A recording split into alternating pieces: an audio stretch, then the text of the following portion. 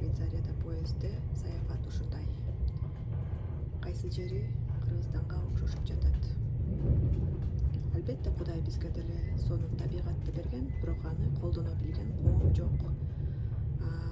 Уран менен талкалап табигатты, элин уулап жаткан бийликти уралап колдоп жатасыздар.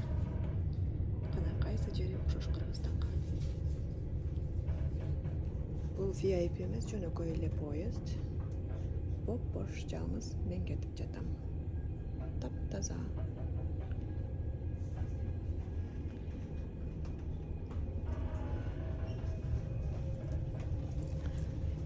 Швейцариябыз деп салыштыргандан мурун кайсы жерибиз окшош, аң сезимибиз кандай, өлкөнү кантип сактап атабыз деп дагы ойлонуп коюңуздар.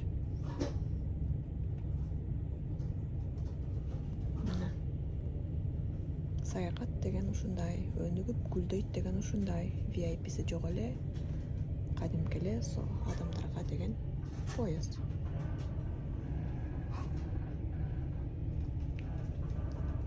Атайы бүт 4 тарабы тең айнектен жасалган панорамный поезддер дагы бар.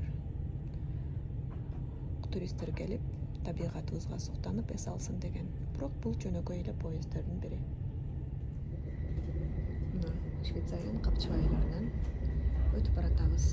Караңыздарчы кандай кооз. Бош поезд.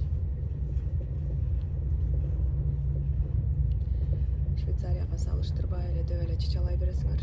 Бирок эмне булардыкы экипаж 4 кол бекен. Кыргыздардыкындай эле. Салыштырба дегениңер менен, бирок европалыктар кымбат деп кийбеген Лора Пианону кийесиңер. Булар минбеген Lexustу минесиңер. Аң сезимге келгенде жапайы боюнча болуп келесиңер.